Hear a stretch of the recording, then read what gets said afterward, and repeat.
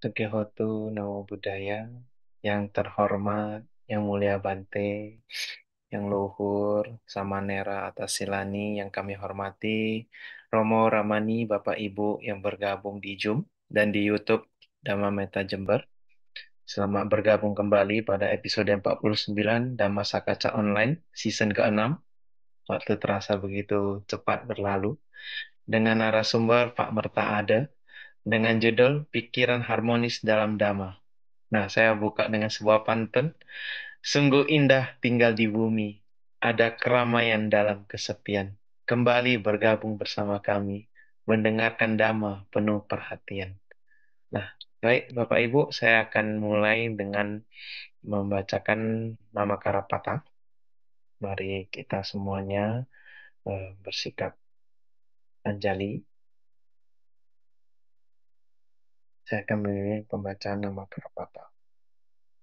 Arahang Samma Sambuddho Bhagawa Buddhang Bhagawantang Abhiwademi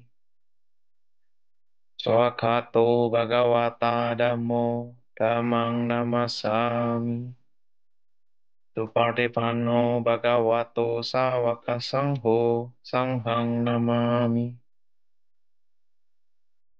Baik, Bapak Ibu, hari ini kita akan lanjutkan dengan membacakan syair Dhammapada yang akan dipimpin oleh Ibu Titik. Kepada Ibu Titik, kami persilahkan. Terima kasih, Mas Teddy. Saya akan membacakan Dhammapada. Dhammapada Citawaga, syair 36. Dasang Sunmi Punang Yatta Ka Manipa Tinang Citang Raketa Me Dawi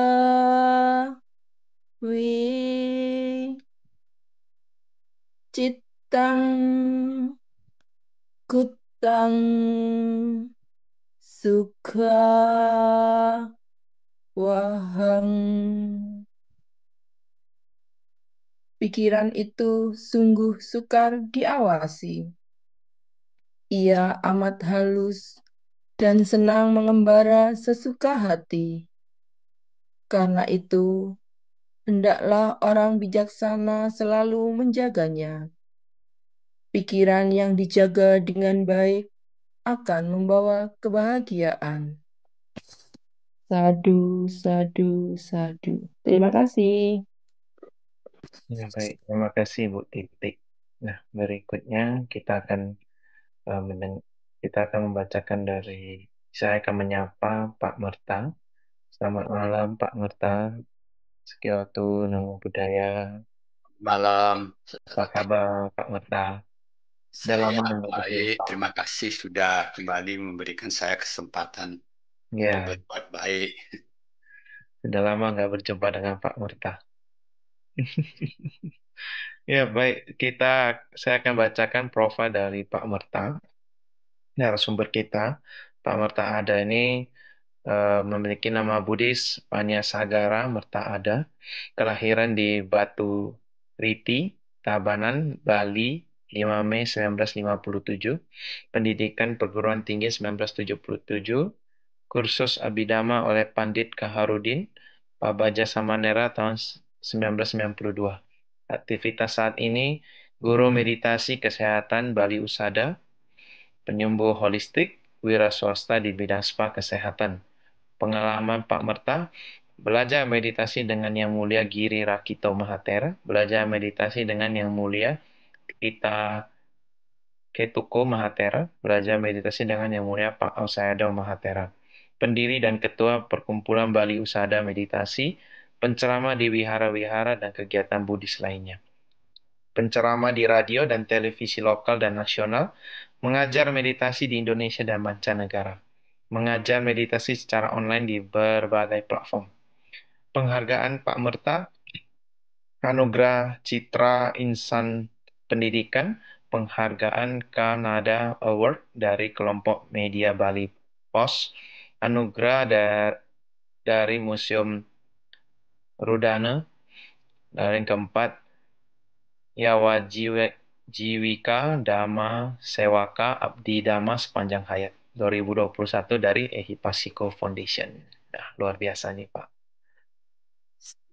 Nah, baik, Pak Merta, hari ini topiknya sungguh sangat menarik, yaitu hari ini kita membahas tentang pikiran harmonis dalam Dhamma. Tentu ini sangat erat hubungannya dengan meditasi nantinya, dan ada topik Dhamma juga.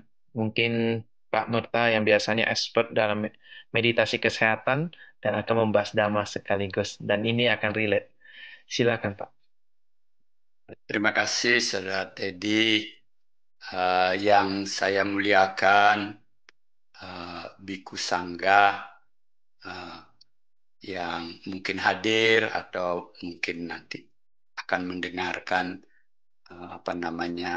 live streaming ini, sahabat-sahabat semuanya, rekan-rekan sedharma, Namo Buddhaya, Sukihotu. Saya sangat berbahagia hari ini bisa berbagi. Mudah-mudahan ini akan banyak memberikan manfaat dari pengalaman saya belajar Dharma, mempraktekkan Dharma, tentu saja terutama dari pengalaman-pengalaman saya sebagai guru meditasi kesehatan dan ketenangan untuk masyarakat umum yang basic meditasinya adalah meditasi Buddhis, yang nanti tentu saja kita sebagai muridnya Sang Buddha, tentu saja meditasi Buddhis ini dengan penambahan pengetahuan dan pengertian kita tingkatkan untuk tujuan utama kita meningkatkan kualitas pikiran kita hingga bisa mencapai tingkat-tingkat yang lebih tinggi, mencapai tingkat-tingkat kesucian. Nah, untuk itu, untuk pembukaannya hari ini, saya akan menjelaskan dulu apa yang saya maksud dengan pikiran harmonis. Lalu dengan pikiran harmonis itu bagaimana kita gunakan mulai dari yang istilah saya yang paling dasar, yang paling sederhana, mulai dengan menyehatkan badan, lalu dengan melepaskan emosi-emosi yang mengikuti pikiran kita, terutama istilahnya memori kita.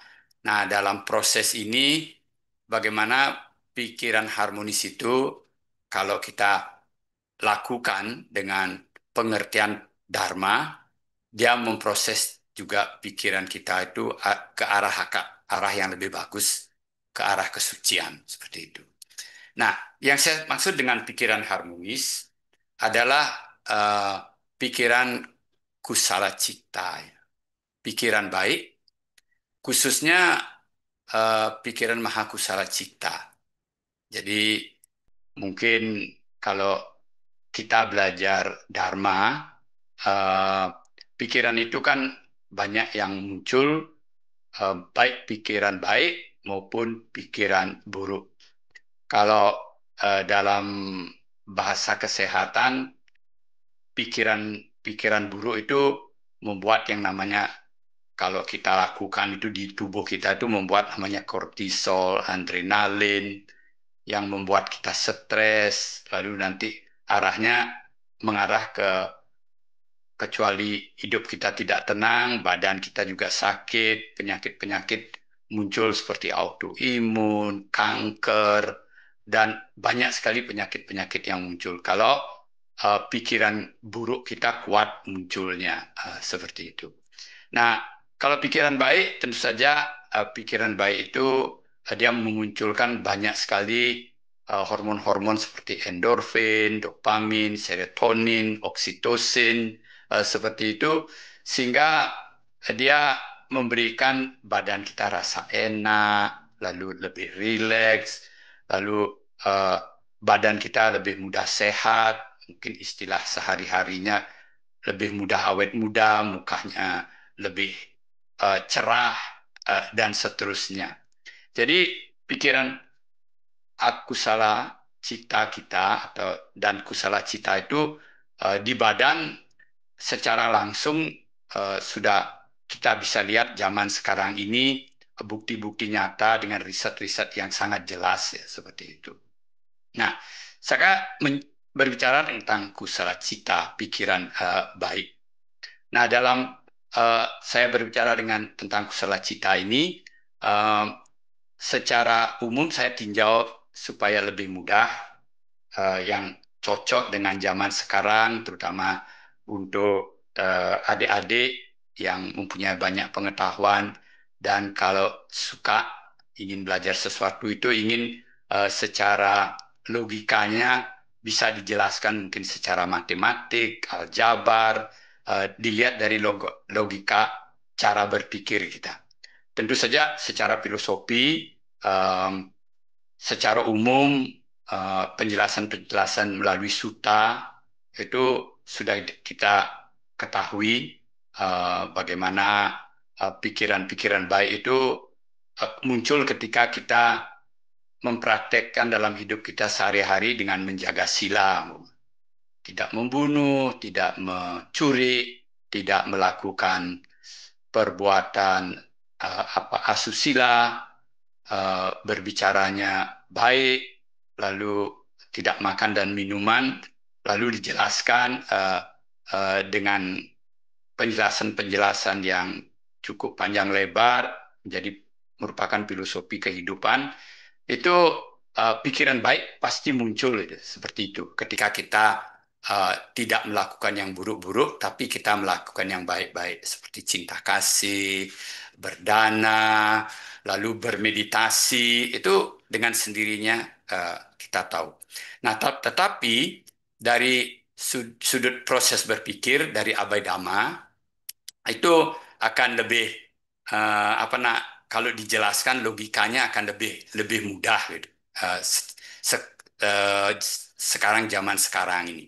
Jadi kalau eh, Mahakusala Cita, eh, atau saya sebut sering dalam arti sehari-hari itu adalah pikiran harmonis. Karena ketika pikiran harmonis muncul itu, semua sifat-sifat cetak sika kita yang baik, yang jumlahnya 13 yang netral atau 7 yang universal yang bagus, 6 lainnya tambahan. Lalu 25 cetak sika kita yang baik itu juga muncul bersamaan atau kadang-kadang tentu saja ada yang jumlahnya banyak, eh, katakanlah 32 mahakusala cita kita tanpa panya itu muncul 4, lalu ada mahakusala cita kita muncul dengan panya lagi 4. Nah, pikiran harmonis yang saya lihat itu adalah pikiran mahakusala cita. Eh, yang pertama, ketika dia muncul tanpa panya, kita sebut namanya pikiran yang sadar. Pikiran yang sadar, yang awake, yang terjaga. Jadi itu pikiran mahakusala cita kita yang nomor eh, 1, 2, 5, 6 itu ditambah dengan panya. Jadi sisanya yang lain itu adalah pikiran yang sadar, yang tanpa panya. Lalu ketika panya mulai dimunculkan ketika kita melakukan mungkin waktu menjaga sila kita, ketika kita berbuat sehari-hari, spesialnya waktu kita bermeditasi, dia menjadi uh, mahakusala cita dengan panyanya itu yang lengkap. Nah, ini yang disebut pikiran harmonis. Jadi, nah, Pikiran harmonis itu adalah pikiran yang kualitasnya eh, ketika dia muncul dalam bahasa sehari-hari supaya mudah diingat, dia mempunyai kualitas konsentrasi yang bagus. Ketika dia muncul dengan meta, lembut, dengan adosa. Ketika dia muncul dengan sati, dengan sadar. Ini yang kita sebut namanya mahakusala cita tanpa panya. Tapi kalau dia muncul nanti dengan panya, ketika kita latih, dia kita sebut namanya pikiran harmonis. Jadi pikiran harmonis itu adalah pikiran mahakusala cita kita yang muncul bersama panya. Nah ini yang saya sebut namanya pikiran harmonis.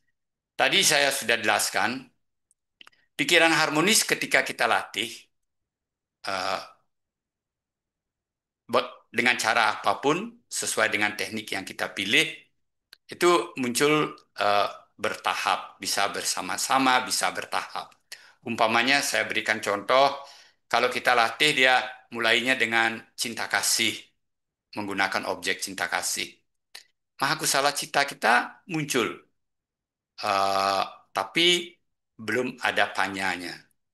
Umpamanya dengan mengucapkan semoga semua makhluk hidup berbahagia ke segala arah, terus kita latih seperti itu, eh, mahakusala cita kita ini sudah muncul bertambah kuat. Penitik beratannya tentu saja cinta kasih seperti itu. Makanya kalau orang yang bermeditasi dengan menggunakan objek cinta kasih, dengan sendirinya di sana konsentrasi muncul, cinta kasih, kelembutan muncul, sati atau kesadaran yang baik itu muncul. Lalu di tubuh yang seperti yang saya katakan tadi, eh, dopaminnya, oksitosinnya, endorfinnya, serotoninnya itu muncul. Orang menjadi lebih sehat, eh, badannya mungkin lebih segar, eh, pikirannya tentu saja tenang. Kalau mahakusala cita kita muncul karena eh, diikuti oleh bentuk-bentuk pikiran cetasika kita yang baik-baik. Jadi menjadi orang yang tenang, seimbang, rasanya damai, eh, seperti itu. Jadi untuk di pikiran kita menjadi lebih tenang dalam menghadapi kehidupan sehari-hari, lebih jernih melihat kehidupan ini. Nah, itu umpamanya baik di badan maupun di pikiran kita. Kenapa di pikiran kita bisa tenang? Karena dengan munculnya mahakusala cita tanpa panya ini, waktu kita praktekkan dalam kehidupan sehari-hari, pikiran-pikiran, faktor pikiran yang buruk seperti gelisah, marah, benci, iri, khawatir, dan lain-lainnya itu tertekan, tertekan dia, dia tertekan sehingga eh, apa namanya ketenangan kita itu kita peroleh seperti itu. Tentu saja nanti kalau kita kombinasikan nanti dengan mahakusala cita kita dengan panya atau yang saya sebut pikiran harmonis, kita lepaskan juga reaksi-reaksi buruk atau memori-memori kita yang diikuti oleh emosi buruk, itu kita lepaskan. Pikiran kita dalam kehidupan sehari-hari, dia tidak terlalu banyak terganggu oleh pikiran non-aktif kita, yaitu reaksi-reaksi buruk yang ada di saya kita, yang kalau dia muncul mengganggu. Nah, jadi dia lebih tenang. Nah, sekarang ketenangan itu lalu kita tingkatkan, pikiran sadar kita ini kita tingkatkan menjadi pikiran sadar dan bijaksana atau pikiran harmonis. Nah, pikiran harmonis ini kita tentu saja dalam kehidupan sehari-hari juga kita latih ya.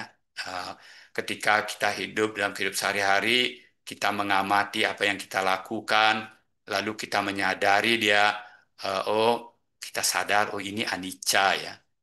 Itu seperti itu pikiran harmonis itu muncul. Karena kita melalui menggunakan pikiran mahakusala cita dan panya kita ini menghadapi kehidupan sehari-hari. Pikiran harmonis itu muncul. Nah, di dalam saya mengajar universal untuk banyak kawan-kawan dari agama lain, seperti itu, karena ini banyak sekali manfaatnya untuk kesehatan dan ketenangan. Perenungan atau praktek atau pengalamannya dititik beratkan sampai di anicca saja. Karena dengan munculnya anicca, pikiran harmonis ini sudah sangat cukup untuk menguatkan apa namanya eh, konsentrasi, lalu pelepasan reaksi-reaksi buruk di memori kita, sehingga kesehatan dan ketenangan itu bisa diperoleh oleh semua orang. Nah, kalau kita Buddhis, tentu saja sekarang kita tambahkan dia. Ketika kita mengamati, mengalami dalam kehidupan sehari-hari kita, umpamanya, kita kecuali kita menyadari apa yang kita hadapi itu adalah anicca, kita juga menyadari dia terus berproses ya, eh, pada akhirnya dia duka. Pada akhirnya oh ini terus berproses, dia mengarah ke duka gitu seperti itu. Nah, ketika hal itu terjadi pun kita boleh katakan merenungkan atau mengalami nanti kalau dalam praktek meditasi kita, kita juga melihat oh ini anatta ya. Dia tidak berinti, dia berkondisi, eh, eh, berproses, berubah sehingga tilakkana anicca dukkha anatta sebagai dasar kita untuk memproses pikiran kita menjadi lebih baik, menjadi lebih suci, mentransform menjadi lokutara, menjadi suci. Nah, prosesnya saya sendiri gunakan metode yang kita mengerti dari Pratitya Samuppada ya. Dari Pratitya Samuppada dalam bentuk bermeditasi.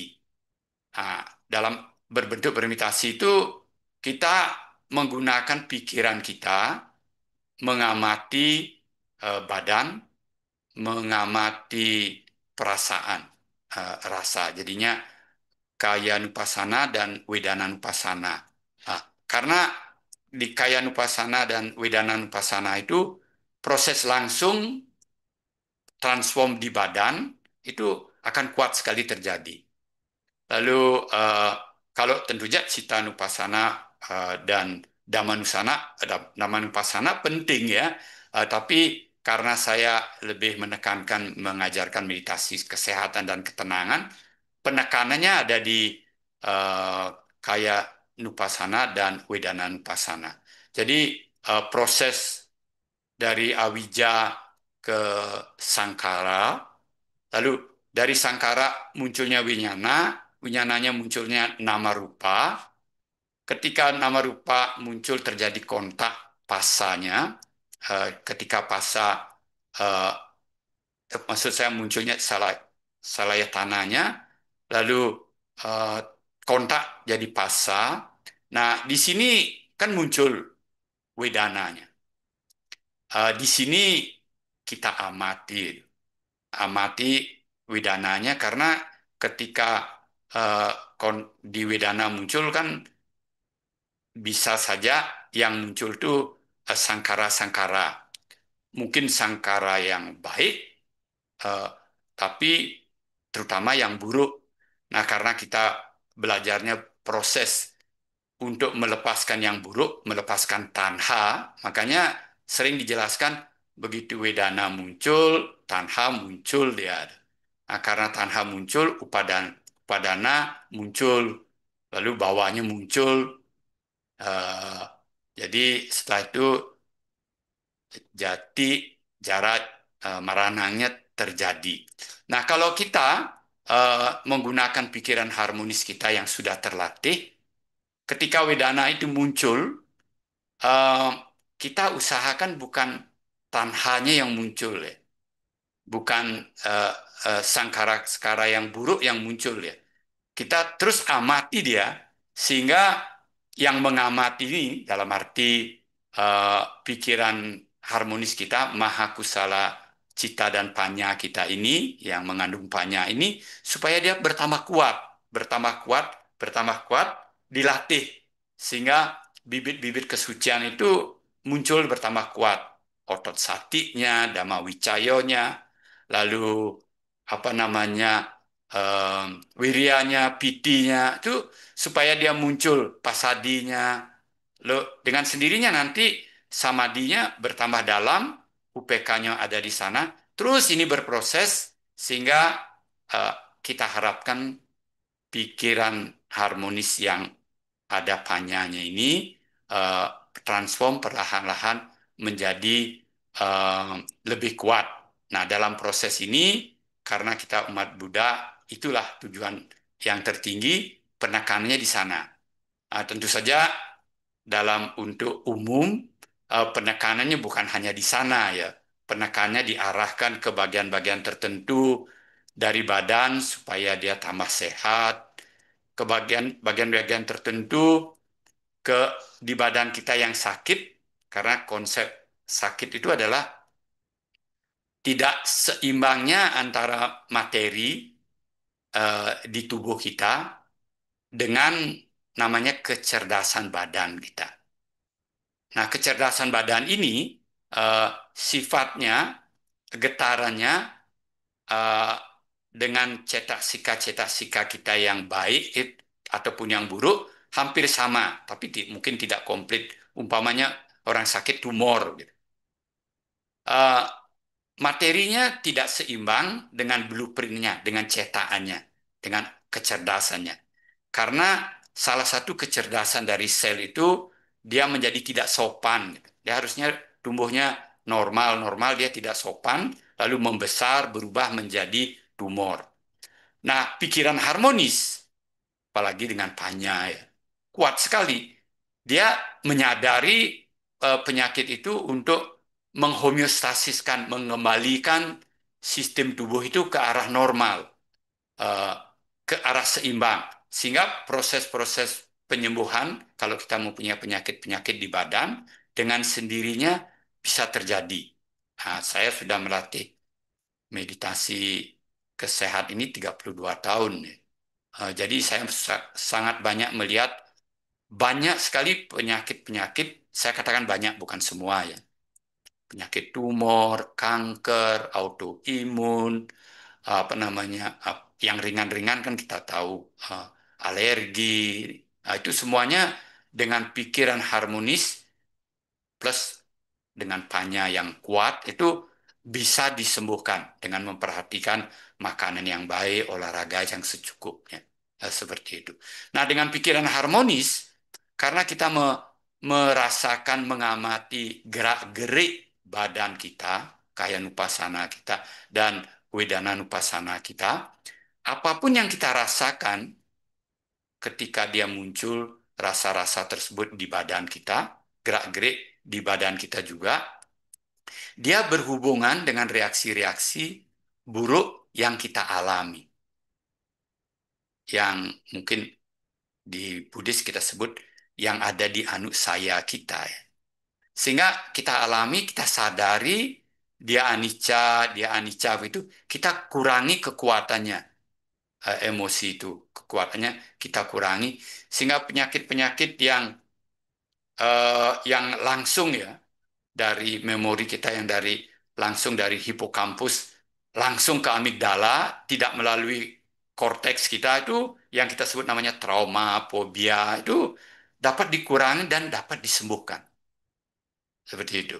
Nah, dengan terus mempraktekkan pikiran harmonis ini melalui tempat-tempat muncul pikiran setengah sadar di bawah sadar kita, umpama kita mempunyai banyak pikiran setengah sadar di bawah sadar yang buruk-buruk, umpamanya marah, benci, iri, khawatir, kuat, atau gelisah, liar, bodoh, kuat, lalu serakah, rindu, kuat, itu kalau dia muncul ke permukaan dengan kondisi tertentu, zaman sekarang disebut namanya anxiety, panic attack, seperti itu.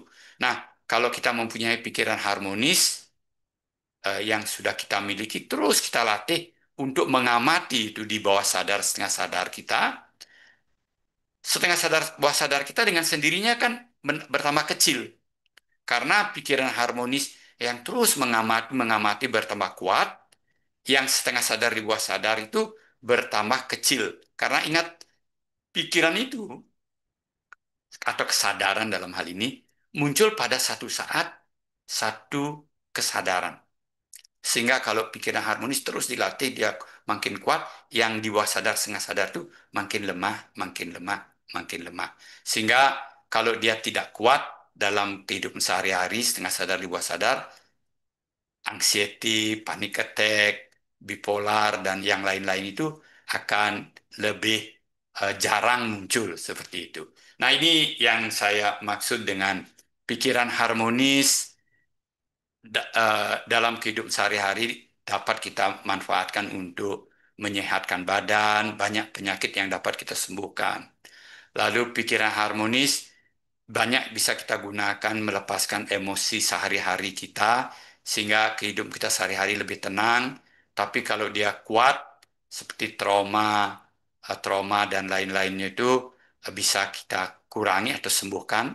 Nah, pikiran harmonis juga kalau kita sering latih, setengah sadar di bawah sadar, pikiran-pikiran buruk kita menjadi lebih lemah, pikiran baiknya lebih kuat, sehingga yang namanya panic attack, anxiety dalam kehidupan sehari-hari sulit mengontrol pikiran kita seperti Dhammapada yang tadi dibaca, yang sangat halus, setengah sadar di bawah sadar, sulit dijinakkan, memang harus kita latih dan sangat bermanfaat dengan melatihnya menimbulkan pikiran harmonis, terutama tentu saja pikiran harmonis dan panyanya seperti itu. Saya rasa itu permulaannya, Teddy. Mungkin sekarang dilanjutkan dengan tanya jawab. Silahkan ya. Ya, baik. Anumodana Pak Marta. Baik, Bapak Ibu yang bergabung di Zoom, kita kasih kesempatan untuk raise hand langsung. Nah, untuk Bapak Ibu yang bergabung di YouTube, silakan diketikkan pertanyaannya. Nah, di Zoom juga boleh diketikkan pertanyaan, nanti akan kami bacakan. Akan saya bantu tanyakan. Nah, baik Pak, pertanyaan yang pertama dari saya. Ini saya juga sering. Eh, Bagaimana kita mengendalikan emosi negatif melalui sati dan meditasi meta bawana? Kadang saya dalam pekerjaan sering emosi, marah begitu dan sehari-hari. Bagaimana tips dari Pak Merta? Kan menjumpai mungkin saya bukan yang pertama begitu kan, udah banyak itu. Mungkin tips dari Pak Merta bagaimana, Pak? Terima kasih. Eh, kita gini, kita harus mengerti dalam hal yang baik ya, maksud saya.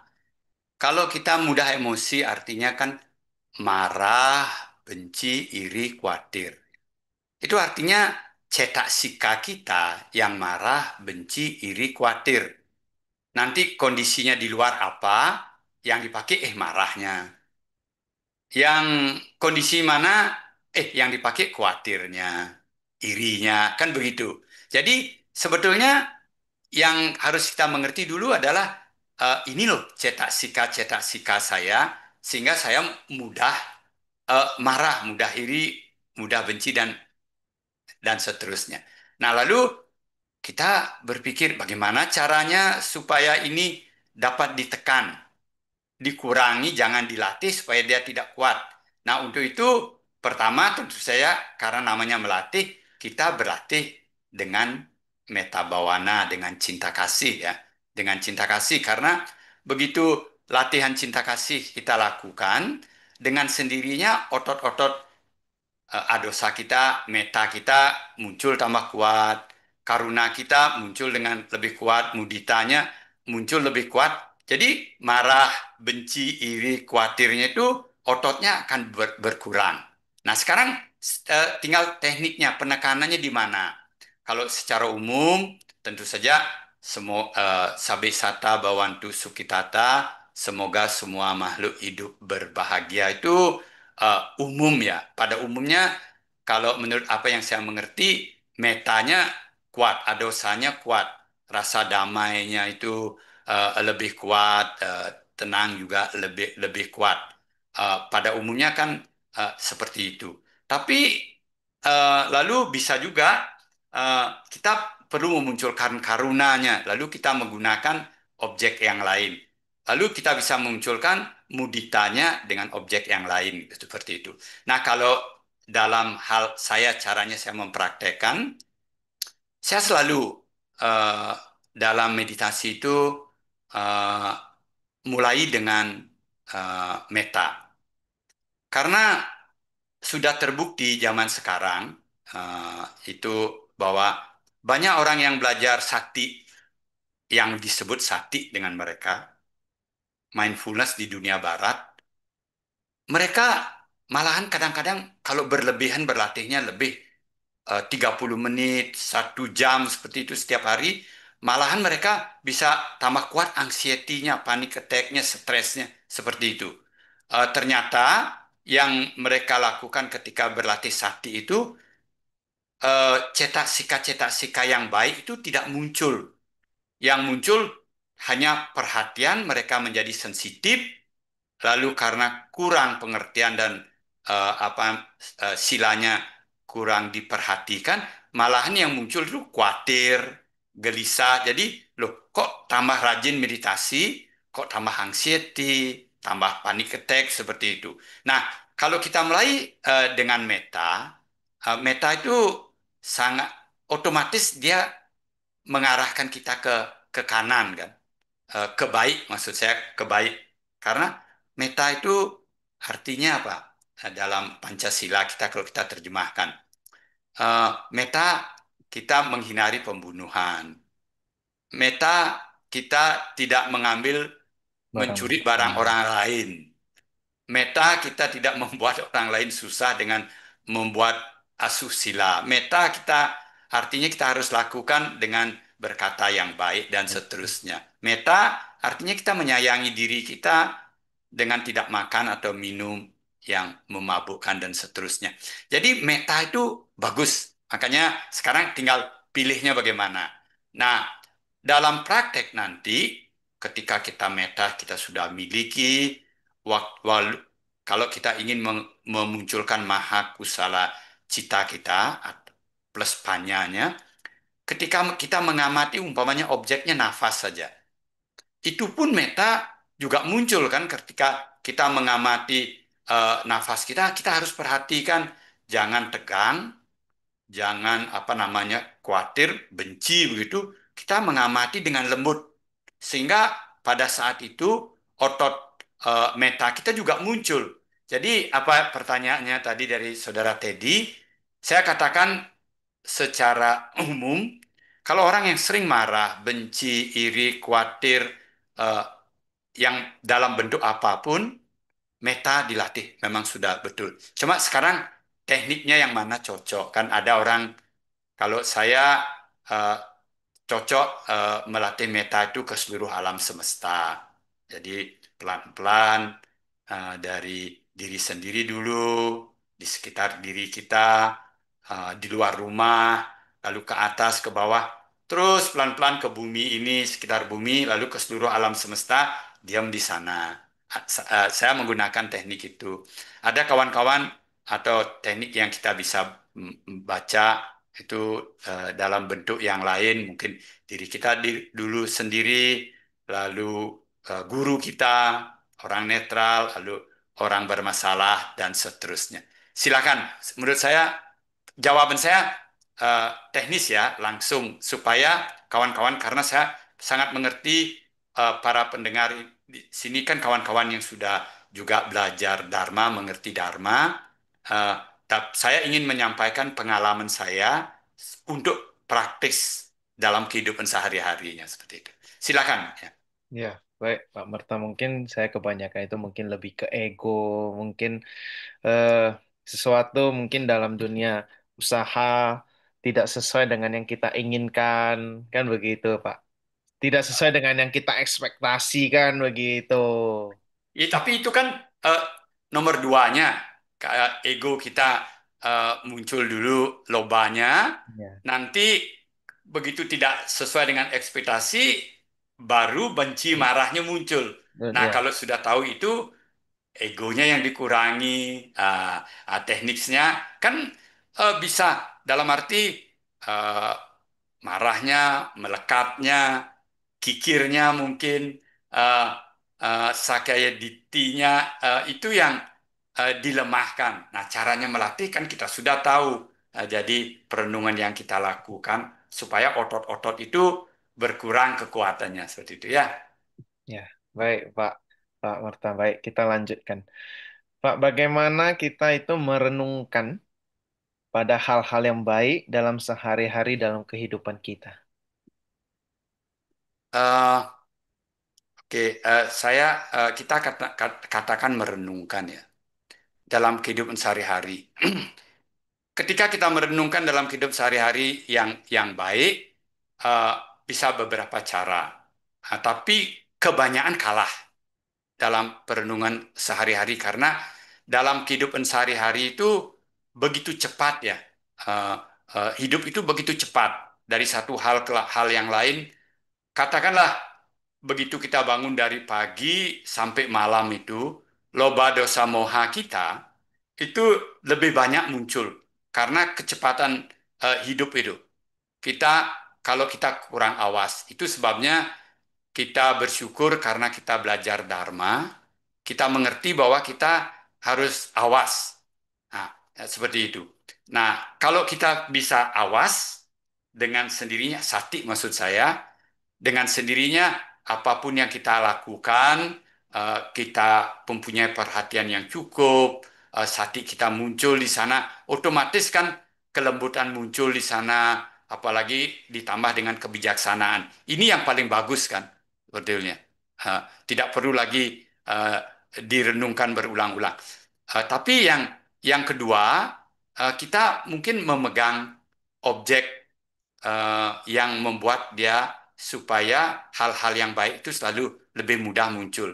Kan ada orang yang menggunakan objeknya, umpamanya sabisata bawantu sukitata. Terus diingat kata-kata itu kalau ada senggang sedikit dimunculkan itu sehingga kelembutan itu lebih lebih mudah muncul seperti itu. Nah, umpamanya tentu saja kalau kita melakukan perenungan setelah kita lakukan eh, satu pekerjaan, kita merenungkan, kita analisa itu lain lagi persoalannya. Tapi maksud saya supaya dalam kehidupan sehari-hari itu supaya pikiran baik kita lebih banyak muncul dalam arti eh, perbuatan baik kita dengan sendirinya lebih banyak muncul, lalu sehingga apa namanya reaksi-reaksi baik di bawah sadar setengah sadar kita yang sulit kita kontrol itu tetap muncul seperti itu. Supaya eh, terjadi seperti itu. Saya kasih contoh supaya lebih nyata ya. Jadi kalau kita lihat kan kita mempunyai badan, lalu kita mempunyai eh, istilah saya memori memori dengan reaksi baik dengan reaksi buruknya, lalu kita mempunyai pikiran kita. Nah, sekarang lihat, eh, lupakan dulu badan karena kita ngomongkan di sini pikiran ya. Nah, di memori kita itu eh, kan setiap apa yang kita alami dia diikuti oleh reaksi baik atau reaksi buruk eh, dalam hidup kita, atau kalau kita boleh katakan bibit-bibit dari pikiran diikuti dari pengalaman hidup kita. Karena dia nanti kalau dia dia muncul dia menaklukkan pikiran kita seperti itu. Nah, kalau di pikiran memori kita setengah sadar atau di bawah sadar itu dia banyak bergeraknya bereaksinya ke baik, itu membuat pikiran kita itu lebih mudah tenang. Karena tidak ada yang mengganggu dari bawah sadarnya. Seperti itu. Begitu. Letupan-letupannya. Mungkin kalau kawan-kawan yang sudah biasa bermeditasi uh, Cita Nupasana atau Dhamma Nupasananya akan mengerti bahwa sebetulnya dalam kehidupan kita sehari-hari itu kalau begitu kita renungkan, lihat kan di bawah sadar setengah sadar kita tuh terus meletup banyak hal kan seperti itu. Nah, kalau di sana banyak yang baik itu sangat membantu eh, ketenangan kita. Jadi untuk saya akan mengatakan untuk menghadapi kehidupan sehari-hari dipegang perenungan-perenungan yang baik sehingga otomatis setengah sadar di bawah sadar kita lebih banyak memunculkan suasana baik, kedamaian sehingga kita bisa menghadapi hidup ini lebih tenang, lebih jelas. Ya,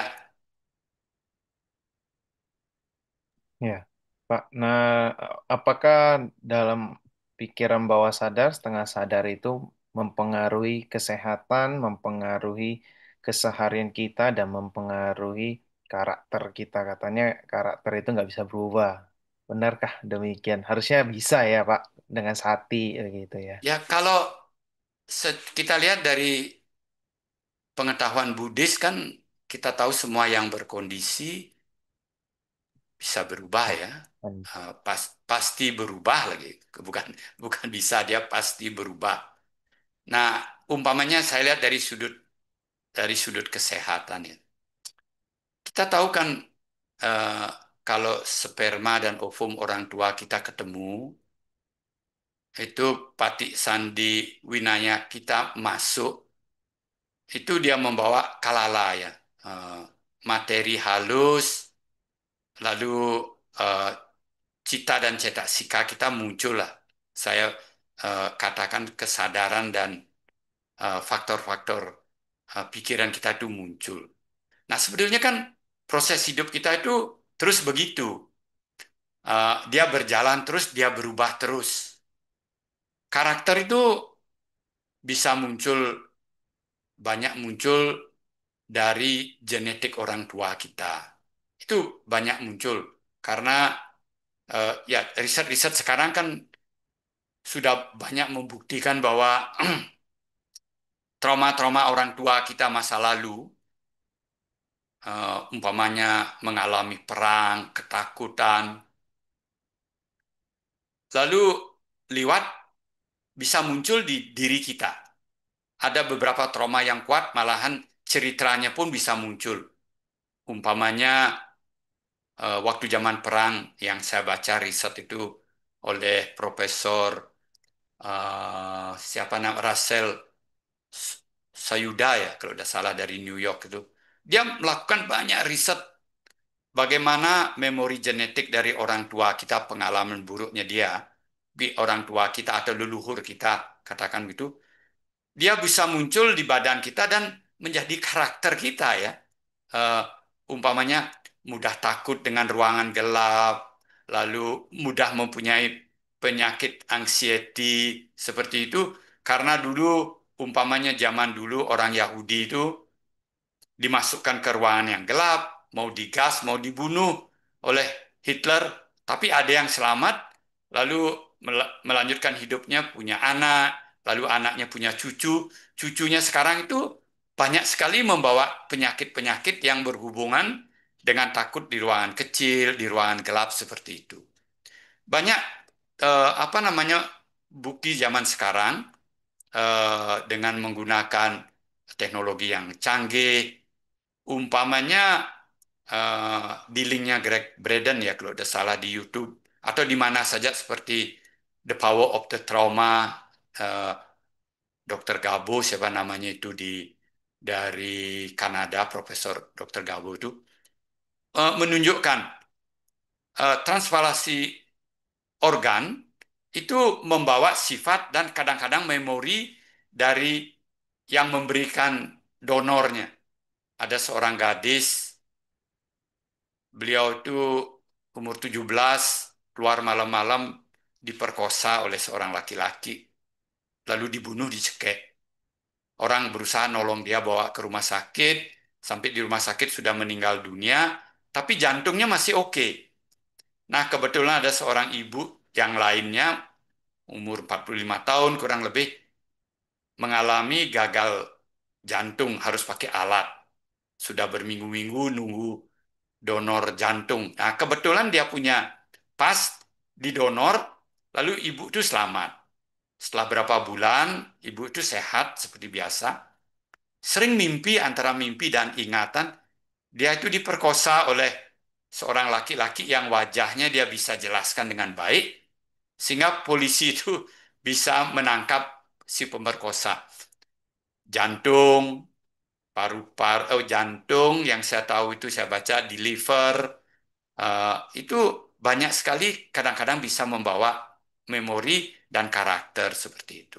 Nah, sekarang kita sendiri, ya kalau kita Buddhis kan tahu ya, mungkin karma dulu kita dalam kehidupan dulu juga pengalaman-pengalaman kita dulu eh, berlanjut, cerita-ceritanya masih ada di sana, lalu muncul sekarang di badan kita, di setengah sadar, di bawah sadar kita itu, kalau dia muncul, dia pelan-pelan juga ikut membentuk karakter kita, mempunyai penyakit di badan. Saya melatih 32 tahun sekarang meditasi kesehatan. Begitu banyak orang past life-nya, begitu dia sadari di badannya yang sakit, muncul ya. Oh, dulu dia melakukan ini, sekarang karena itu yang menyebabkan eh, di bawah sadar setengah sadarnya aktif lalu muncul penyakit tertentu. Atau orang yang mengalami trauma dalam kandungan ibu muncul. Nah, jadi karakter itu bisa terbentuknya dari mana-mana. Ya, saya bicarakan hal ini contohnya yang buruk-buruk ya. Tentu karakter-karakter baik juga banyak karena eh, orang tua kita kan sampai kita bisa hidup sekarang punya sperma dan ovum dari orang tua kita pasti baik. Eh, ada sedikit yang buruk-buruk. Nah, karma kita dulu juga kan begitu. Banyak yang baik. Sebab itu sebabnya kita lahir juga sebagai manusia dengan kondisi yang cukup baik, bisa berkembang dengan baik, lingkungan baik. Nah, itu reaksi-reaksi pikiran setengah sadar kita ketika karma-karma kita itu muncul yang kita mungkin tidak sadar ya. Di bawah sadar kita tuh membentuk badan kita, membentuk juga karakter kita. Lalu pikiran kita yang aktif ini, nah pikiran kita yang aktif ini, kan orang mengatakan mulainya dari pikiran, lalu menjadi perbuatan. Kalau sering-sering dilakukan menjadi kebiasaan. Lalu dia membentuk karakter. Jadi pikiran aktif kita yang sekarang ini dari kecil sampai sekarang banyak juga membentuk karakter kita. Kalau kita beruntung, katakanlah mengenal Dharma dari kecil lalu dibimbing dengan orang tua kita dan beruntung ketemu Dharma dari para biku seperti itu, jadi dia mulainya dari pikiran, lalu kita jadikan perbuatan, terus kebiasaan dilakukan. Seharusnya karakter kita terbentuk baik ya seperti itu. Tapi kalau ya maaf dalam arti banyak juga orang tidak beruntung, dia biarkan saja mengalir katanya seperti air. Ya air itu kadang-kadang kan kebanyakan turun ya mengalirnya, dia turun. Nah kalau kita biarkan dia mengalir seperti air, tapi dikondisikan dengan dharma gitu kan, diisi tanggul, mungkin supaya pakai dam, jadi dam nanti kekuatannya akan bermanfaat. Jadi menurut saya begitu. Jadi bagaimana prosesnya menurut saya dilatih. Untuk sekarang kita harus latih untuk membentuk karakter yang sudah liwat dari mungkin dari genetik orang tua kita, dari karma dulu atau pengalaman kecil, pikiran kita yang sadar, yang aktif ini, dia bisa merubah semua itu. Dia bisa merubah, baik yang dari genetik orang tua kita, dan saya melihat begitu banyak ya, orang yang mempunyai pengeroposan tulang di bagian tertentu di badannya, karena kakeknya dulu tentara disiksa kakinya, pukul-pukul, trauma di bawah sadar, setengah sadar di genetiknya, itu membuat menjadi trauma, dia mudah takut, khawatir, pengeroposan di tulang. Itu bisa disembuhkan dengan sati kita yang kita pelajari. Dan karma-karma tentu saja kita bisa amati dia. Dia bisa merubah karakter kita yang buruk menjadi baik seperti itu. Saya rasa itu jawabannya umum. Nah, Pak, bagaimana kita mengamati pikiran bawah sadar kalau pikiran kita sendiri yang kasar-kasar aja susah diamati begitu. Kita mau duduk Ah, nah ini meditasi. ya ini Ya. dari pengalaman saya ya. Eh, karena saya bergeraknya di bidang kesehatan. Banyak adik-adik zaman sekarang itu punyanya anxiety, panic attack, lonely. Nanti main-main ke Bali, lonely mau healing, gitu. Tapi healingnya di Canggu, di Kuta. Itu cuma pengalihan, rasanya rileks, happy. Tapi nanti setelah pulang ke, katakanlah ke Jakarta gitu, baru berapa hari panic attack-nya, anxiety-nya kumat lagi. Nah, ada apa-apa, libur kan bagus, menikmati keindahan alam, lalu senang-senang juga kan juga bagus, membantu. Tapi kan harus yang menyebabkan itu panic attack, anxiety, dan seterusnya kan harus ditaklukkan seperti itu. Nah, kalau saya melihatnya dari kayak Nupasana dan Wedana Nupasana, karena pikiran kita belum bisa mengamati muncul lenyapnya pikiran yang sudah lewat itu begitu cepat ya. Kita sulit. Nah, apa yang saya ajarkan dengan kawan-kawan yang datang ke Bali Usada belajar dan seperti itu, katakanlah bagaimana Pak caranya mengamati anxiety saya, artinya panic attack saya, yang setengah sadar di bawah sadar itu kuat gelisah saya. Artinya mereka saat ini, saat sekarang ini kalau kawan-kawan yang mempunyai anxiety, panic attack, pikiran sadarnya, satinya itu memang muncul banyak. Tapi di sela-sela itu, kan juga yang buruk-buruk banyak muncul. Kalau kita mengatakan kesadaran itu begitu cepat muncul per detiknya 1,3 triliun kali. Dia cepat sekali. Yang sati, yang sadar sekarang ini mungkin cuma 30% yang muncul. Yang setengah sadar di bawah sadar itu muncul begitu cepat kita juga tak tahu kan. Nah, caranya kalau saya ngajarkan itu untuk sementara kita kanggokan dulu merasakan gerak-gerik di badannya dia. Lalu atau perasaan yang muncul enak tidak enak netralnya dia. Nah, caranya paling mudah itu adalah melalui menyadari tempat munculnya dia, yaitu landasan indera dan landasan pikiran kita. Jadi landasannya, materinya yang di tempat dia muncul. Nah, umpamanya saya kasih contoh. Pak Mertel, saya sering sekali panik attack. Karena panik attack saya itu mudah kalau sudah keluar, ketakutan. Kan kekhawatiran, keringat, jantung berdebar-debar. Nah, itu kan artinya marah, benci, iri, khawatirnya itu grupnya itu sering muncul di setengah sadar, di bawah sadar kita, dia naik ke atas. Nah, dengan pikiran yang harmonis, Mahakusala cita kita yang ada panyanya itu, kita masuk umpamanya ke dada kita. Masuk di dalam dada. Rasakan sehalus-halusnya tempat dia muncul, namanya badan mental kita, landasan pikiran kita. Ke sana kita arahkan. Lalu amati, nanti di landasan pikiran kita itu akan terasa. Kalau panik attack-nya itu marah, benci, iri, khawatir, dia rasanya seperti menusuk-nusuk, nyet, nyet, nyet, nyet, nyet, nyet. Pokoknya dia mendorong, membuat tidak enak, membuat benci. Kita tahu dah, oh ini dia. Amati dia di sana, kita amati. Nah, pikiran, ingat, pikiran kita yang mampu sama makin jelas mengamati, makin jelas mengamati, sadarnya makin banyak kan. Setengah sadar di bawah sadar itu dia ada makin mengecil.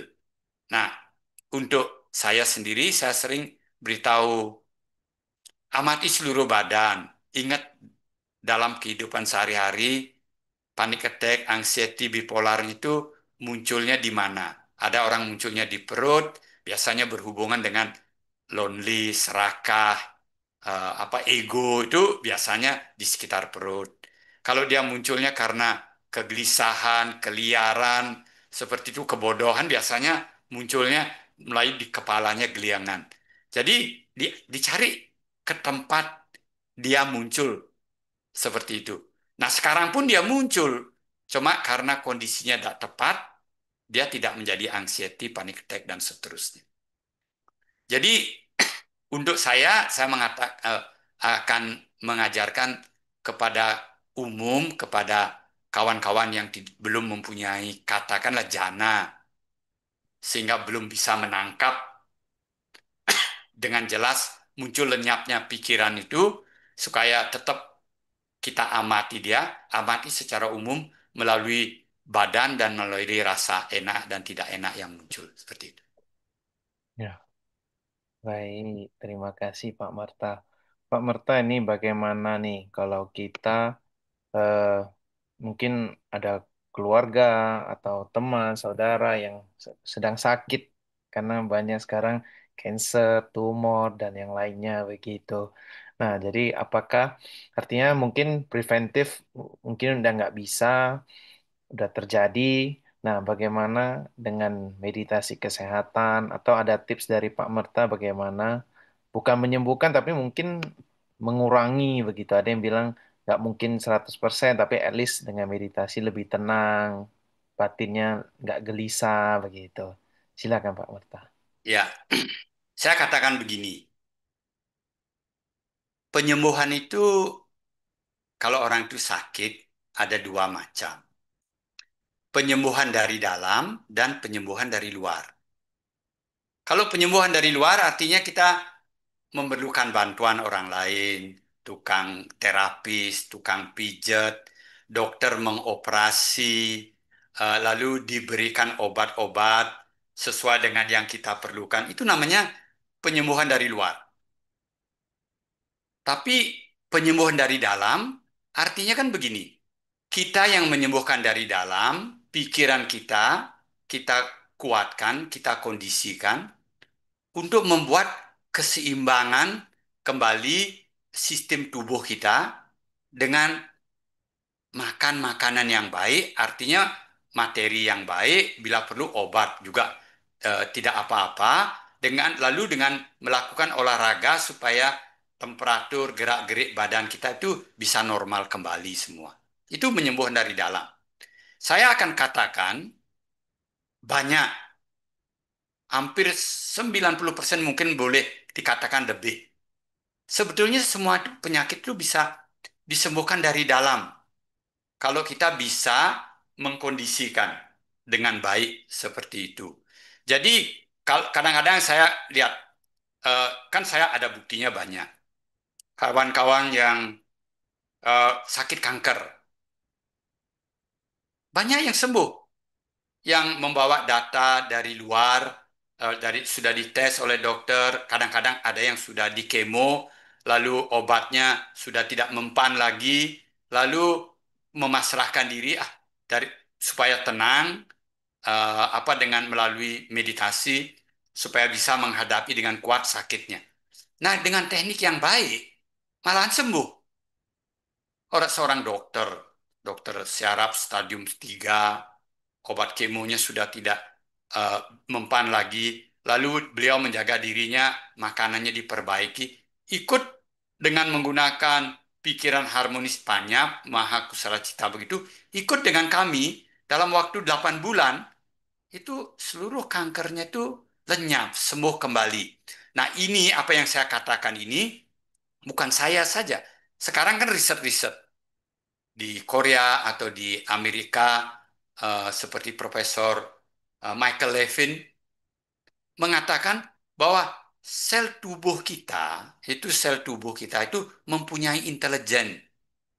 Dia mempunyai kecerdasan. Nah, kecerdasnya ketika berubah, dia menjadi salah satu sakitnya. Autoimun itu apa artinya? Karena sistem sel, umpama sel darah putih kita itu seharusnya sadar, wajar tumbuhnya, lalu dia menjadi bodoh, menjadi liar, dimakan kawannya, diserang kawan yang lain. Nah, kecerdasan yang liar ini bisa kita edukasi, kita didik dari dalam dengan pikiran kita seperti itu. Jadi, penyembuhan dari dalam. Kenapa saya harus jelaskan ini? Karena dari kata pertanyaannya Teddy tadi, tidak meyakini pikiran itu bisa menyembuhkan itu. Supaya tenang. Ya memang, tenang, damai, badan kita membuat sistem hormon-hormon yang baik, lalu oksitosin dibuat, endorfin, dopamin, nanti badan kita lebih mudah sehat, alergi kita berkurang, dan seterusnya. Tidak, bukan hanya itu saja. Jadi kalau ada kawan yang sakit, yang seperti tumor, apa saja, kalau dia masih mampu untuk menyembuhkan dari dalam, masih bisa duduk, masih bisa mampu, itu dicoba latih pikiran kita dengan memperhatikan makanan dan olahraga yang cukup ringan saja supaya badan kita hangat, ada kemungkinan, saya selalu mengatakan 90%. Secara teoritis sebetulnya 99% bisa disembuhkan seperti itu. Nah, jadi saya sarankan kalau saudara kita seperti itu, apalagi kalau kawan Buddhis, kalau kawan Buddhis yang kena kanker yang sudah putus asa eh, bermitasi dengan saya anggap ini sakitnya you, menurut saya ini karma baik ya. Karena dari dulu tidak pernah belajar meditasi. Sekarang karena sakit terpaksa Bisa meditasi. bermeditasi. Padahal ajaran Buddhis yang salah satu yang terpenting itu adalah Meditasi. meditasi. Jadi dengan Mahakusala Cita Panya kita, kita merasakan badan, mengembalikan sistem tubuh kita yang baik, mudah-mudahan sembuh. Tapi kalau tidak, kan kita sedang melatih diri kita. Ya. Menyadari anicca, menyadari duka, menyadari anatta. Apakah tidak bagus? Jadi sarannya bagaimana?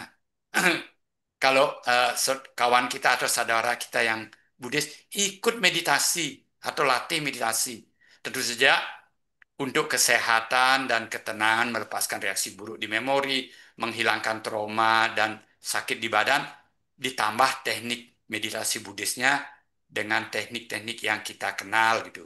Bagaimana caranya mengarahkan pikiran ke area tubuh di mana pusat energinya itu perlu diketahui ya, pengetahuannya seperti itu. Saya rasa sarannya ikut meditasi. Eh, Tadi Pak Marta juga ada membahas tentang berarti makanan. Kalau di dalam Abhidhamma, Citta, Karma, Utu, Ahara. Itu salah Ya, satu ahara begitu ya Pak Marta. ya, Nah, mungkin dari Pak Merta boleh bagi tips bagaimana kita yang sehat, yang belum punya kanker, bagaimana kita menjaga ahara, terus bagaimana kita mensinkronkan keempat hal ini gitu loh, Pak. Nah, jadi yang sehat tetap sehat. Nah, yang nggak sehat, oh, back to the track kan begitu. Pak Merta dulu pernah bilang itu orang sakit itu sebenarnya punya blueprint. Kalau nggak salah saya ingat begitu. ya. Jadi kita back to the blueprint begitu. Oke, Silakan, Pak. mungkin saya jelaskan sedikit ya. Sperma dan ovum orang tua kita ketika dia ketemu di dalam rahim ibu kita, dia membuat katakanlah namanya zigot, satu sel, calon bayi. Lalu dia pecah menjadi ratusan, menjadi ribuan. Nah, ketika dia pecah menjadi ratus ribuan, dia membentuk seperti bola dalam rahim ibu kita. Lapisan sel yang di luar itu yang menjadi mungkin kulit, menjadi syaraf kita. Sel-sel yang di tengah-tengah itu mungkin menjadi usus kita, jantung, dan yang paling tengah mungkin menjadi tulang. Nah, sekarang dia membentuk organ. Penjaringan dulu, setelah itu organ. Organ-organ ini ketika dia banyak bersatu, dia membentuk namanya tubuh manusia kita ini. Mungkin waktu dalam kandungan ibu kecil, setelah keluar dia membesar-membesar. Coba perhatikan, dia membentuk dirinya dia dari satu sel menjadi ribuan, lalu tahu ini apa dan seterusnya. Ini ada cetaknya, blueprintnya. Ilmu sekarang, ilmu modern sekarang mengatakan intelligence of the body. Mungkin kalau kita di Buddhis, karena kita menganggap badan itu tidak mempunyai eh, bentuk-bentuk pikiran, badan itu hanya materi, kita sebut namanya sangkara rupa, yaitu rupa yang teratur, begitulah. Bagaimana dia teratur, kita bilang mungkin bijanyama, karena diatur oleh hukum itu. Bolehlah. Tapi gerak-geriknya ini, bija niyama ini, gerak-geriknya sama seperti itu. Ada yang menusuk-nusuk-nusuk, yang kita sebut dosa. Ada yang menciut-ciut-ciut-ciut, yang kita sebut namanya loba. Ada yang gerak-geriknya di badan kita yang kiri kanan liar, yang kita sebut gelisah. Boleh saja, tapi dengan pikiran itu kita bisa atur. Nah sekarang kalau dia tumbuh dengan baik dari satu sel menjadi banyak dan seterusnya terbentuk ini. Lalu di dalam setiap sel itu dia punya intelijen, yang mana mengambil oksigen, yang mana melepaskan CO2, yang mana membuat energi untuk membelah lagi, dan seterusnya. Dia mempunyai intelijen, dan seterusnya. Jadi, apa yang saya ingin sampaikan di sini, bahwa kalau energinya dari karma, ya kita terima yang sudah lewat, lalu buat karma baru sekarang. Ketika kita bermeditasi, kita rasakan badan kita, menyadari anicca. Apakah itu tidak karma? Karma yang kan ada 7 jawananya, 1, 2, 3, 4, 5, 6, 7. Jawana pertama itu ketika kita sedang berbuat, dia anicca. Dia membuat energi. Itu langsung di badan kita, kita terima dia seperti itu. Makanya kalau orang berkarma, berolahraga, dan seterusnya, ada karma, energi dari karma kita langsung muncul. Jadi kalau yang buruk dulu, genetik dari orang tua kita atau karma kita dulu, sekarang kita buat karma baik yang baru, kan mengurangi. Katanya kan karma tidak statis, bisa dikondisikan. Kan seperti itu. Nanti begini, aduh ini memang sudah keturunan sakit saya begini. Nah itu kan bertentangan lagi dengan dharma.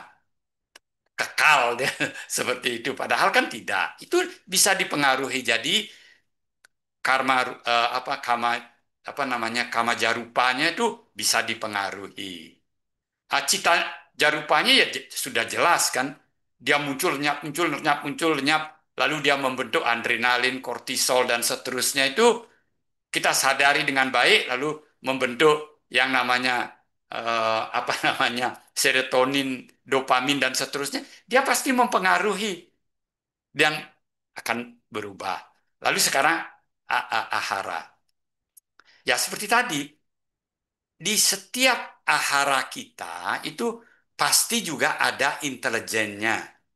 Yang kita sebut namanya mungkin intelijennya dari bija jarupanya, lalu juga dari udu, apa namanya, uh, udu, dari udunya, karena panas dan dinginnya berubah. Dia ada juga. Nah sekarang kalau dengan pikiran harmonis, ya kita dapatkan dari makanan yang baik, lalu dengan pikiran yang harmonis, yang buruk itu akibat-akibat buruk dari makanan yang berupa intelijen makanan itu kita bisa perbaiki dengan pikiran kita. Netralisirlah katakan dengan pikiran kita. Sehingga dia menjadi seimbang. Ya kalau yang lainnya olahraga itu kan sudah pasti bagus. Jadi apa yang saya ingin sampaikan, yang empat-empat itu semuanya bisa dirubah, dikondisikan dengan baik. Cuma kadang-kadang ya kita tahu kalau kita punya penyakit atau karma buruk muncul, begitu keluar dari rumah ditabrak mati, ya mau bilang apa? Kan begitu. Tapi kan karma yang begitu kan sedikit, jarang, tapi hampir semuanya. Cita ya kita latih seperti kita bicarakan tadi tadi usahakan supaya dalam kehidupan sehari-hari pikiran baik kita lebih banyak muncul daripada yang buruk. Nah, seperti itu. Apalagi bisa dilatih pikiran baik kita diarahkan ke yang buruk, lebih cepat penyembuhnya. Makanya disebut namanya meditasi untuk penyembuhan, untuk kesehatan kita, karena kita arahkan langsung. Ya makanan dari riset-riset yang ada dari leluhur kita kan sudah tahu ini makanan-makanan yang baik. Nah, itu artinya dia rupa di sana dengan intelijennya sudah baik seperti itu. Ya kita pilih makanan yang baik. Lalu utuhnya supaya cukup kuat biasanya olahraga yang bagus. Jadi buat empat itu seimbang. Sehingga kemungkinan penyakit itu tidak muncul. Saya rasa itu ya yang bisa kita lakukan. Kalau berhubungan dengan ahara, Pak, bagaimana eh, makanan atau hal apa yang mau dijauhi dan tidak, katanya manis itu penyebabnya begitu, penyebab sel itu makin bertumbuh, Ya, makin cancer itu pengetahuan bersama seperti itu. manis. Jadi, kawan-kawan kita semua, adik-adik kita dan kita, itu sekarang dengan adanya artificial intelligence itu mudah. Tanya saja dia, riset-riset sekarang makanan apa yang baik, makanan apa yang buruk. Kalau kita mempunyai genetik orang tua kita kencing manis, orang tua saya kencing manis, makanan apa yang disarankan, apa yang apa dihindari. Itu boleh tanya nanti di Oke. artificial intelligence karena kalau saya jelaskan kan sifatnya umum sekali. Tapi yang ingin saya sampaikan di sini, ingat, di ahara itu pun dia gabungan, kalau istilah saya, kalapa-kalapa yang muncul yang berbeda-beda dari karma, dari pikiran, dari utu, apalagi satu Kita, ahara, kita, ahara. ahara, Nah, ahara.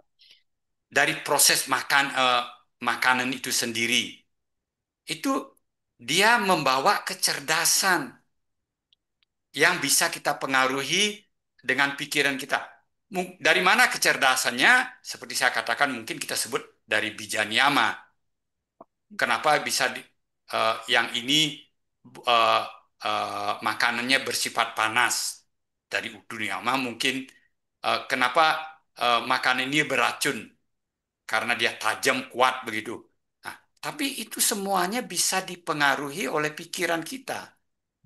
Nah, makanya kalau kita makan, lalu uh, uh, uh, habis makan seperti itu, tidak apa-apa disadari, mungkin kita duduk bermeditasi, merasakan kembang kempesnya perut, atau bagaimana proses makan itu kita bantu makanan kita yang baik bertambah baik. Kalau ada makanan yang menimbulkan kegelisahan, efek samping obat-obat keras itu, dengan menyadari badan kita, efek samping obat-obat keras itu dapat kita kurangi. Ya, jadi ahara itu seperti itu. Ya, baik, Pak. Pak Marta. Nah, pertanyaan berikutnya ini, Pak. Bagaimana kita melatih meditasi, baik meta bawana, kesehatan, anapanasati, itu secara konsisten? Mungkin kuncinya konsisten setiap hari. Bagaimana the time dan apa yang terbaik. Mungkin memang setiap orang berbeda. Cuma Jadi, best saya advice. katakan begini, kita katakanlah orang Buddhis yang mengerti tujuan eh, sebagai pengikutnya Sang Buddha, tujuan kita adalah mensucikan diri. Dengan berpegangan kepada itu, kita tidak akan pernah malas untuk bermeditasi. Kalau bersungguh-sungguh tujuan kita ke sana. Tapi kalau tujuan kita hanya setengah-setengah, sedikit-sedikit, hanya sekedar mengikuti Dharma, tentu saja artinya sekedar juga mensucikan dirinya. Kan begitu. Nah, jadi kalau kawan-kawan yang sudah mengerti itu, tidak akan pernah tidak semangat meditasi. Lihat di suta-suta Sang Buddha, sering Sang Buddha mengatakan dalam bahasa saya, hei para biku, lihat itu pohon yang rindang di bawahnya, atau pondok yang kosong yang sepi. Duduklah kamu bermeditasi, agar kamu tidak menyesal nanti. Di suta-suta Sang Buddha itu jelas-jelas beliau mengatakan, duduklah bermeditasi, agar kamu tidak menyesal lagi. Karena meditasi itu, dia mentransform pikiran kita dengan kecepatan yang jauh lebih cepat daripada kehidupan sehari-hari. Penting ya, tentu saja penting menjaga sila moral karena dia mentransform pikiran kita tapi agak pelan-pelan kan. dan seterusnya yang baik-baik dalam perbuatan sehari-hari itu. Tapi meditasi kan lain. Dia mentransform menjadi kuat. Kalau kita menjalankan sila kan kita melatih sati kita, melatih tidak marah kita. Tapi waktu meditasi kan betul-betul kuat sekali. Jadi itu pegangan pertama karena saya berbicaranya di depan audiens secara umum, pencinta Dharma, pengikutnya Sang Buddha. Jadi jangan punya alasan untuk tidak rajin bermeditasi itu kalau kita memang bertekad saya akan mensucikan diri mengikuti ajaran Sang Buddha. Artinya kalau umpama kita tidak melakukan itu mungkin kita mensucikan dirinya pelan-pelan tidak apa-apa lah begitu umpamanya gitu. Nah, tapi untuk orang sehari-hari banyak penyebabnya ya. Saya lihat orang sakit ya. Kalau murid-murid saya kan dari kawan-kawan dari agama lain itu semua, mereka tiba-tiba rajin sekali bermeditasi eh, karena penyakit biasanya pertama. Ya penyakitnya penyakit badan, anxiety, panic attack, dan seterusnya. Lalu ya karena kita percaya dengan hukum karma, mereka hasilnya lebih bagus. Mereka bermeditasi, nimitanya, semua itu udah muncul jauh lebih bagus dan transform dalam kehidupan sehari-hari mereka menjadi lebih sehat, lalu menjadi lebih tenang. Banyak yang seperti itu. Nah, untuk itu kadang-kadang kita bermeditasi mulainya dari seperti ajarnya Sang Buddha karena kita mengalami duka ya.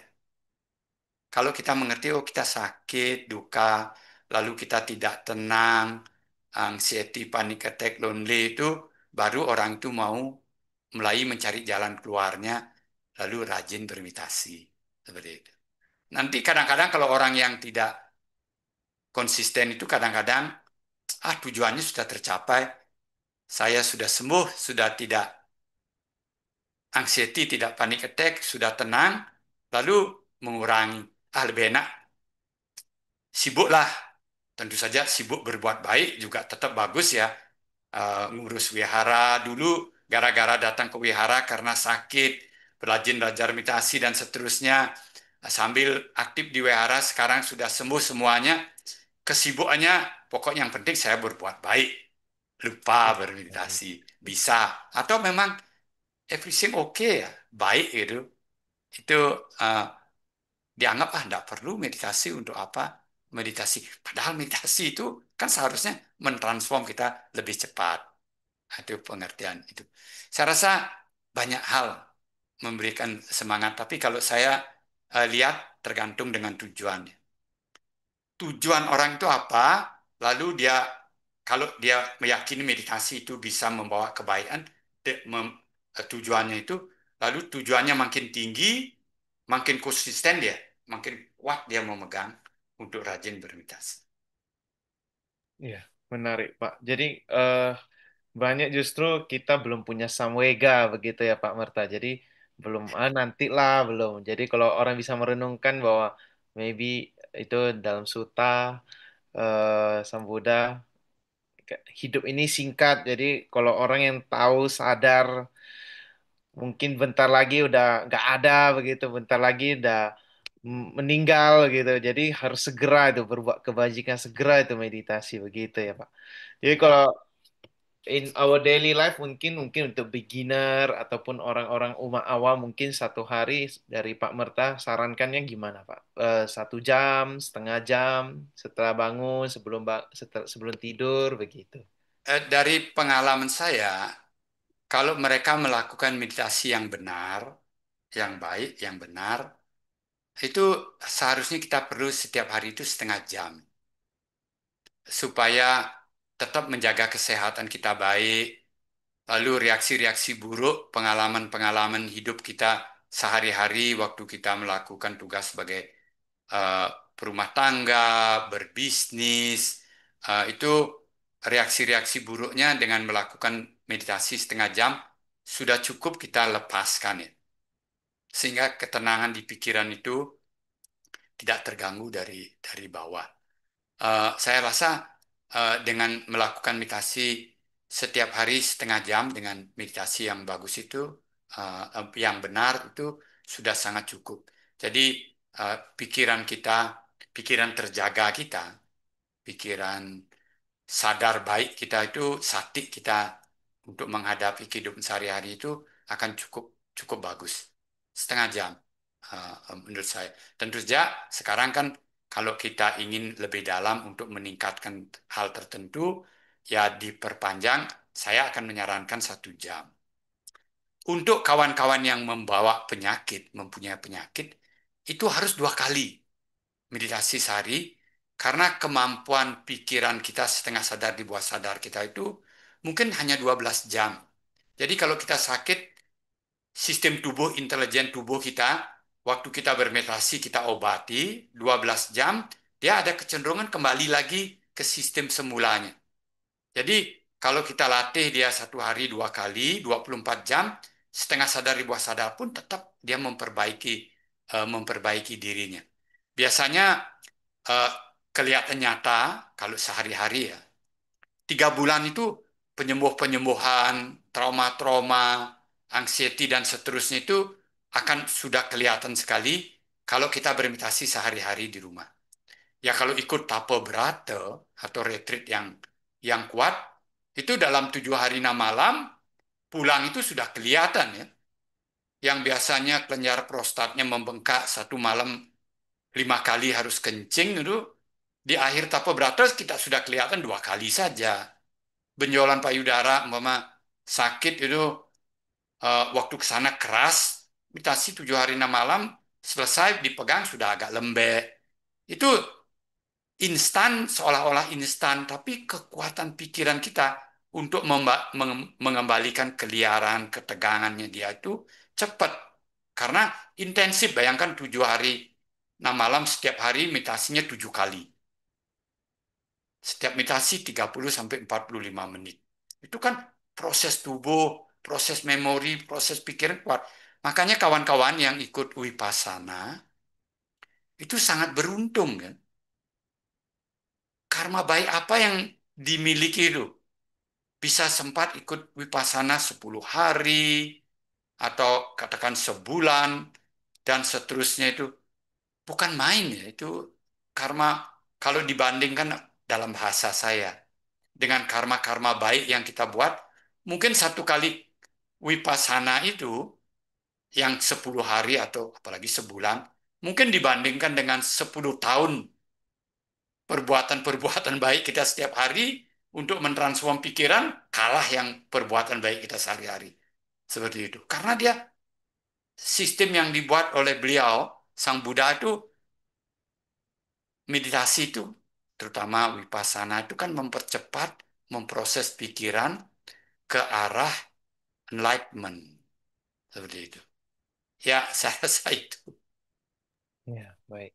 Ini tadi yang baca semua pertanyaan kawan. Terima kasih tadi. Kawan-kawan saya tidak lihat langsung. Eh, Mudah-mudahan bermanfaat. Silakan tadi kalau masih ada. Maybe the last question. eh, Bagaimana mengamati Wedana ataupun eh, trauma atau hal-hal yang di masa lalu yang menimbulkan yang mempengaruhi saat ini, Pak Marta? Ya, ya ingat kita semuanya sih sudah tahu. Saya harus, tapi saya ingatkan saja. Yang dulu sudah terjadi tidak bisa kembali. Memorinya tetap ada.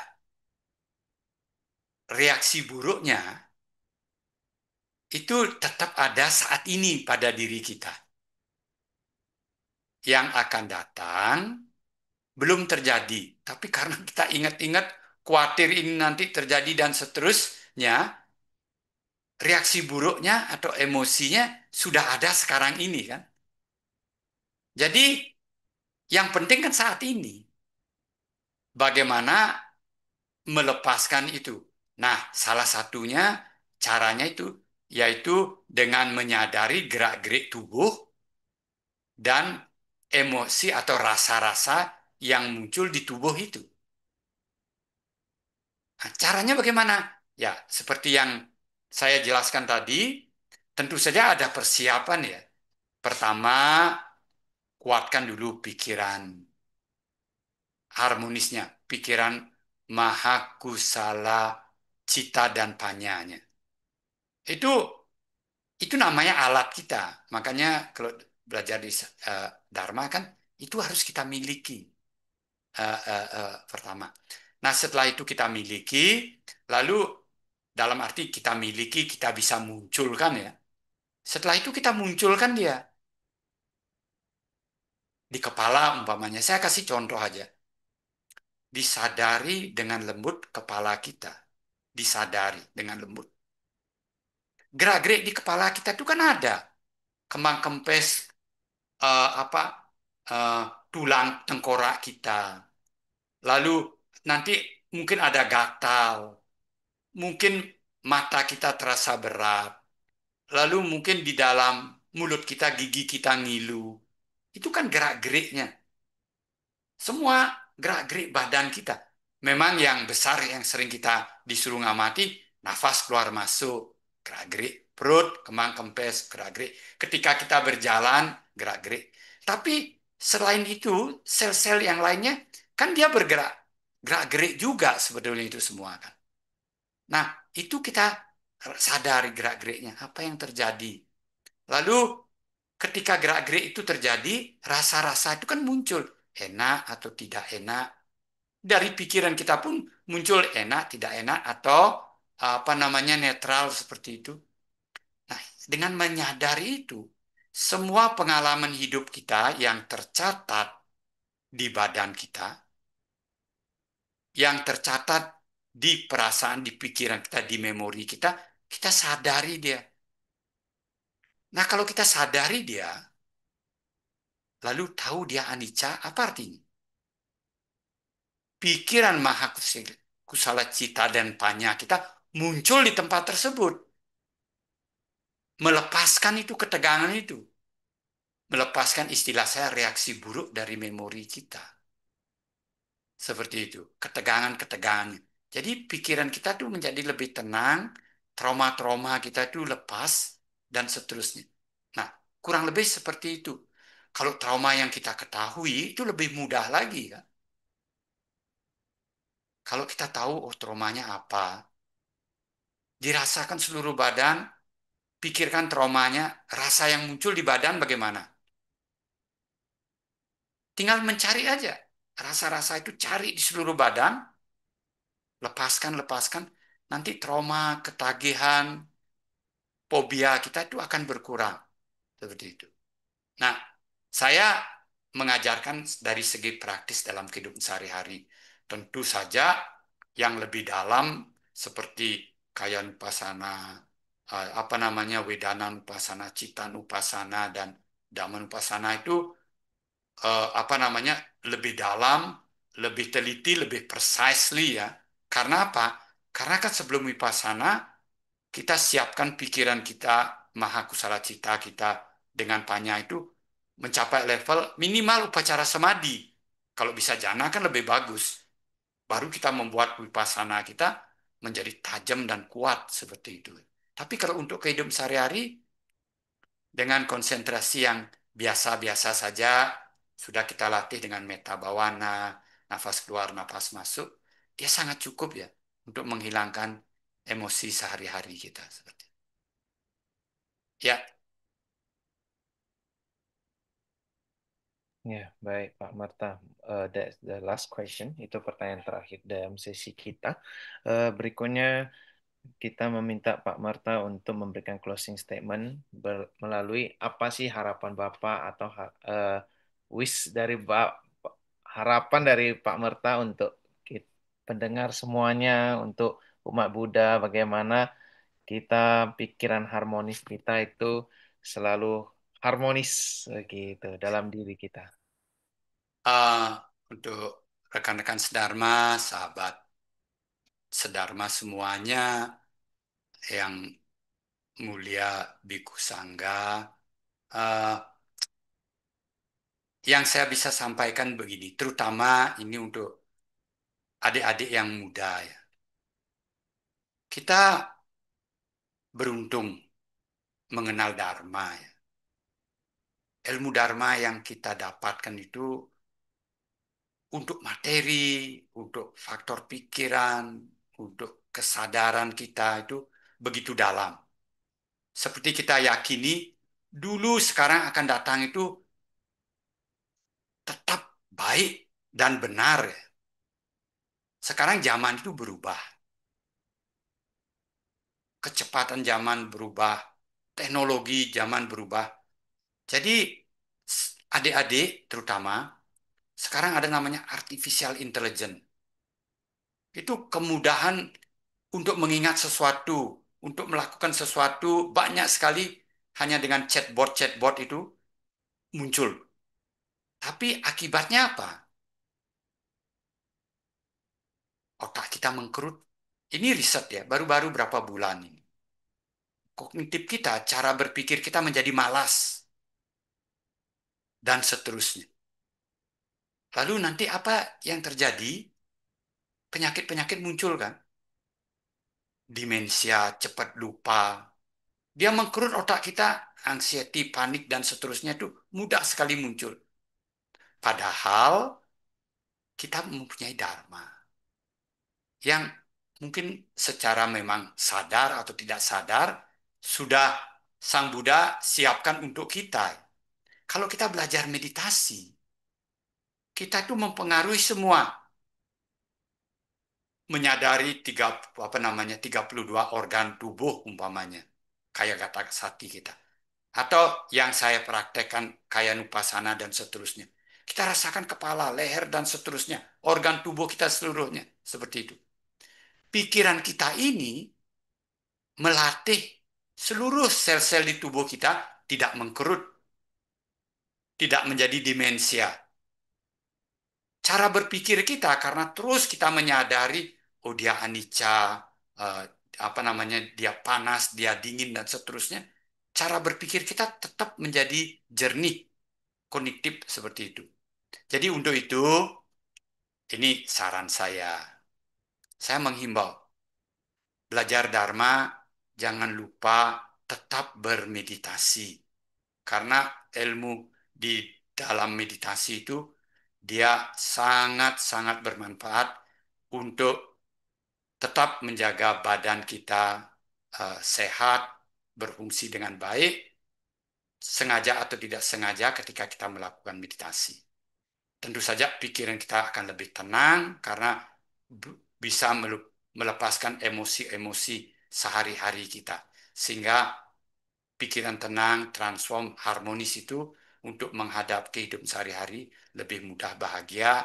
Tentu saja tujuan tertinggi untuk mensucikan diri akan terus kita jalankan seperti itu. Saya rasa secara umum saya mengatakan rajin-rajin mempraktekkan meditasi sesuaikan dengan kondisi dan keadaan masing-masing. Ya, baik. Terima kasih Pak Merta Anuwandana. Hari ini sudah bersama kita sharing tentang pikiran harmonis dalam Dhamma.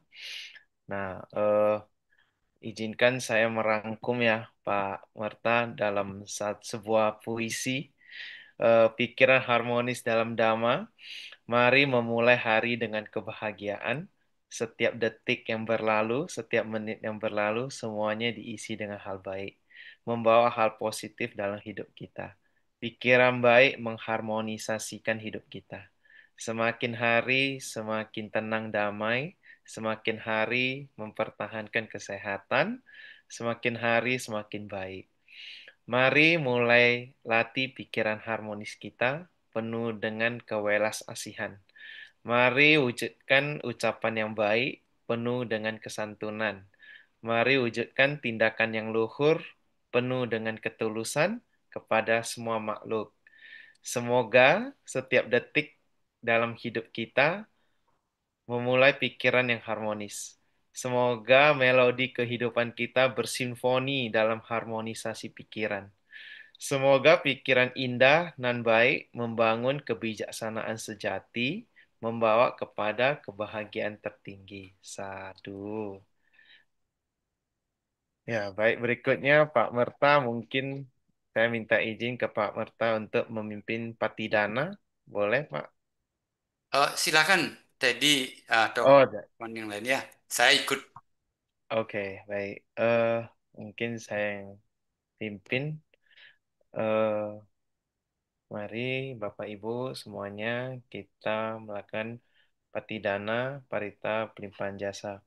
Punya sidani katasa yana nyani kata nime te sanca bagino hontu sata nanta pamanaka ye pia gunawanta ca mahang mata pita dayo ditame capya ditawa anye maja tawerino sata titanti lokasmi te buma catuyo nika Panceka Catuwokara Sangsaranta Bawa Bawe Nyatang Ye Pati Daname Anumodantu Te Sayang Ye Cimang Napa Jananti Dewa Te Sang Niwedayung Maya Dinana Punyanang Anumodana Hetuna Sabe Sata Sada Hontu Awera Sukha Jiwino Kema Padancak Papontu Tesasa Sijatang Subba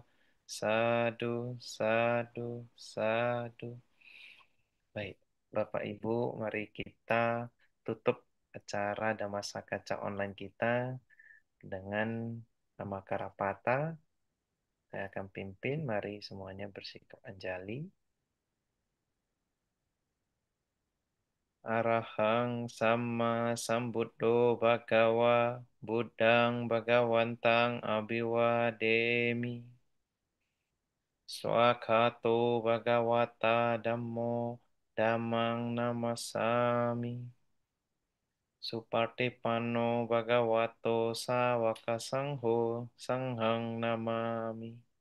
Sabisata bawantu sukitata, semoga semua makhluk hidup berbahagia. Sadu, sadu, sadu.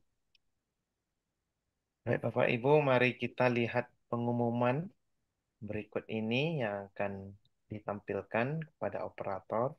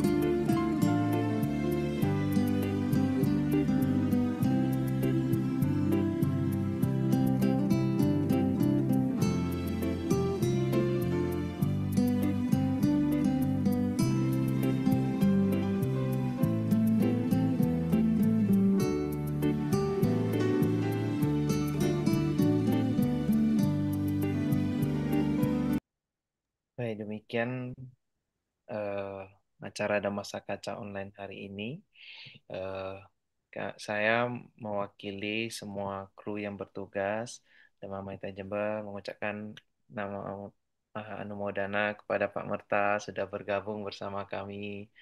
Sungguh sungguh kesempatannya luar biasa. Lalu terima kasih kepada Romo Ramani, Bapak Ibu yang mengikuti kami dari awal hingga akhir dan terus mendukung kami. Akhir kata, kami mengucapkan sekian dan terima kasih. Berjumpa di lain waktu dan saya akan tutup dengan sebuah pantun. Murid-murid belajar dengan taat, murid pulang dijemput oleh mama. Semoga sesi ini bermanfaat, pikiran harmonis dalam dhamma. Baik, Anumodana semuanya. Anumodana Pak Merta. Ya, terima kasih semua juga yang hadir. Sampai jumpa di lain kesempatan ya. Baik, Pak Merta. Terima kasih.